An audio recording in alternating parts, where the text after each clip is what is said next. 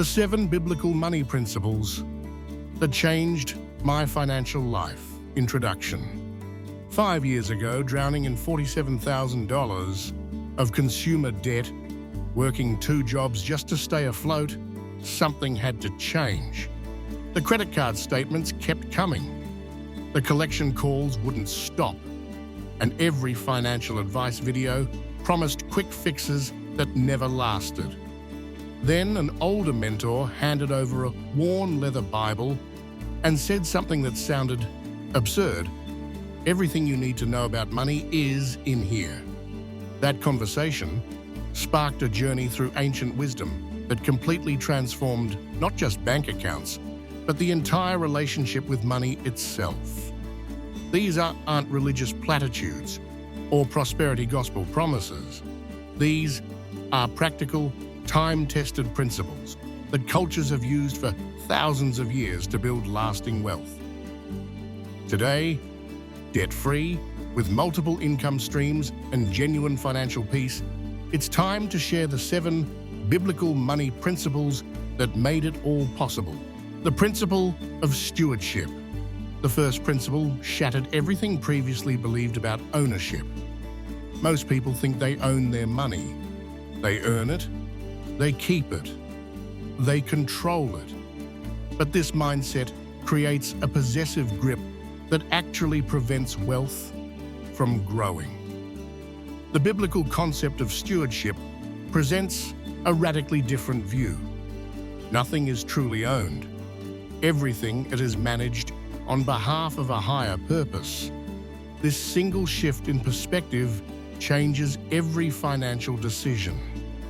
In the Gospel of Luke, chapter 16, verse 10, the text reads, "Whoever can be trusted with very little can also be trusted with much, and whoever is dishonest with very little will also be dishonest with much." This verse became the foundation of a completely new money mindset. Every dollar, no matter how small, was a test of trustworthiness. Each financial decision was an opportunity to prove faithful management. When viewing money as something entrusted rather than owned, different questions emerge. Instead of "what can I buy?" the question becomes "how should this be used?" Instead of "how much can I keep?" it transforms into "how can this resource be multiplied?" Applying this meant treating every dollar like a resource to be grown, not just consumed. It meant asking before every purchase, am I being a good steward of this money or just an owner, spending what I feel is mine? The practical impact was immediate. That $200 impulse purchase at the mall suddenly required justification. Was this good stewardship? Usually the answer was no. That saved $200 went toward debt instead. Within 6 months of adopting this stewardship mindset, consumer spending dropped by 40%, not through deprivation or strict budgeting, but through a fundamental shift in how money was viewed. The principle of generosity. The second principle seemed counterintuitive when buried in debt. Give money away. Every financial advisor said to pay off debt first, then consider giving. But biblical wisdom suggested the opposite. The principle of generosity taught that giving actually opens channels for receiving. Malachi chapter 3 verse 10 delivers a direct challenge. Bring the whole tithe into the storehouse, that there may be food in my house. Test me in this, and see if I will not throw open the floodgates of heaven and pour out so much blessing that there will not be room enough to store it. This wasn't about magical thinking. It was about breaking the scarcity mindset that kept wealth locked away. The concept of tithing, giving 10% of income, represented a radical act of faith that there would always be enough. Starting with tithing felt terrifying when every dollar was already spoken for by debt payments and bills. That 10% seemed impossible, but the principle was clear: give first, not from leftovers. The decision was made to tithe faithfully, directing 10% of every paycheck to charitable causes before anything else got paid.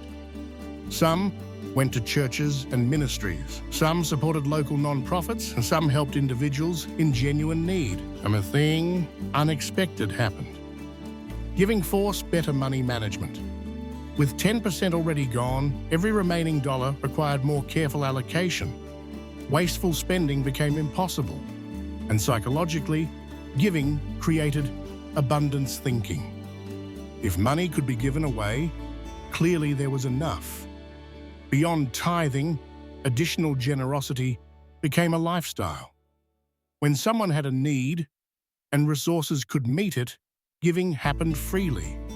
Not from obligation, but from genuine joy in helping others. Within 3 months, despite giving away hundreds of dollars through tithes and offerings, debt payoff actually accelerated. Better spending habits more than compensated for the money donated, and opportunities began appearing: unexpected bonuses, freelance projects, side gigs that more than replaced what was given. The floodgates verse wasn't promising lottery wins or windfalls. It was describing what happens when generosity breaks the fear-based hoarding that blocks financial flow. The third principle required confronting a hard truth about work ethic. Diligence. Proverbs chapter 13 verse 4 states plainly, "The soul of the sluggard craves and gets nothing, while the soul of the diligent is richly supplied." Biblical text is filled with the warnings against laziness and praise for hard work. The famous passage about ants, "Go to the ant, consider its ways and be wise," wasn't just poetic language. It was practical instruction about consistent, focused effort. This meant no more shortcuts, no more get-rich-quick schemes, no more lottery tickets or hoping for windfalls. Just steady, disciplined work. The fourth principle transformed chaos into clarity. Planning. Proverbs chapter 21 verse 5 teaches, "The plans of the diligent lead to profit, as surely as haste leads to poverty." This wasn't suggesting rigid control, but intentional direction.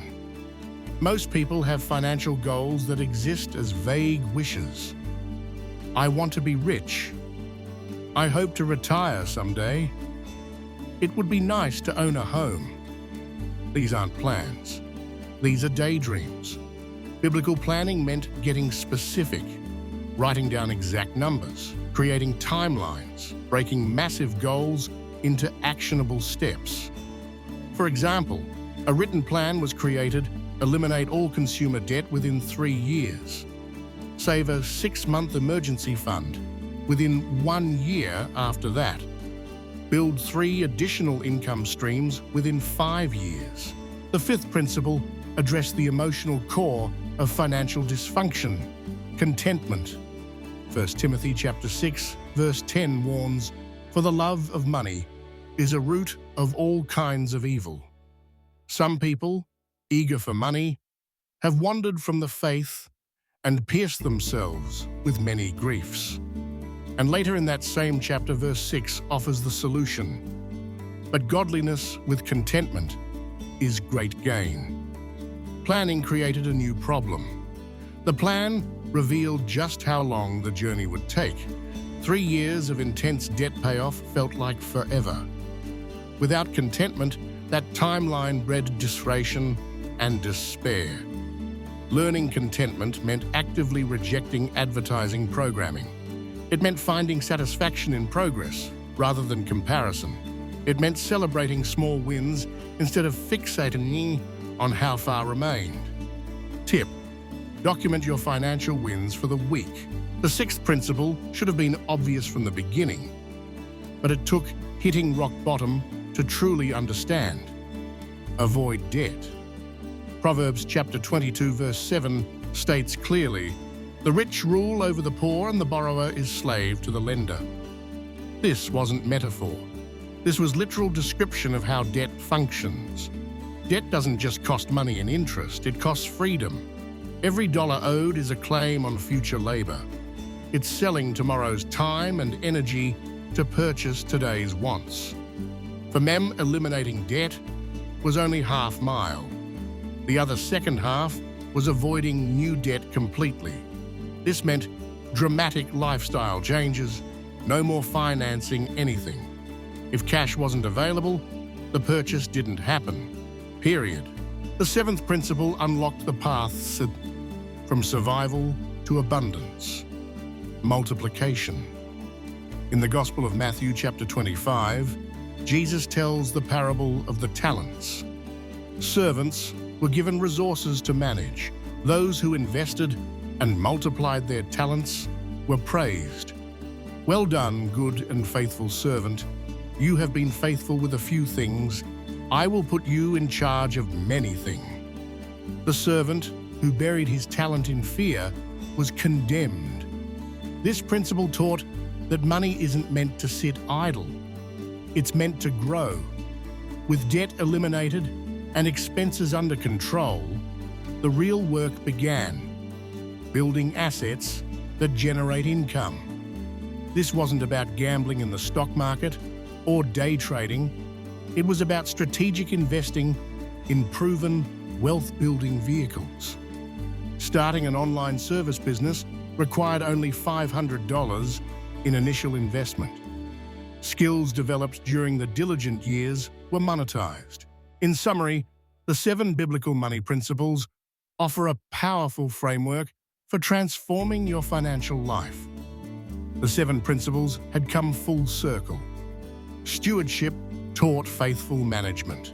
Generosity broke scarcity thinking. Diligence created consistent value. Planning turned wishes into reality.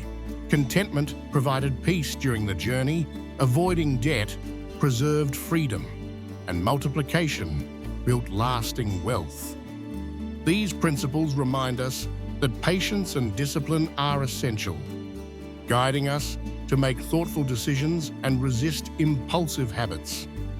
The journey toward financial stability is not always easy, but each step brings you closer to true freedom and security.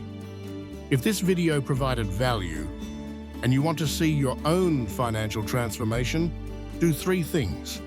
Click that like button so this message reaches more people who need to hear these principles. Share this with someone who's struggling financially and needs hope. And subscribe for more content about building real, sustainable wealth using wisdom that actually works.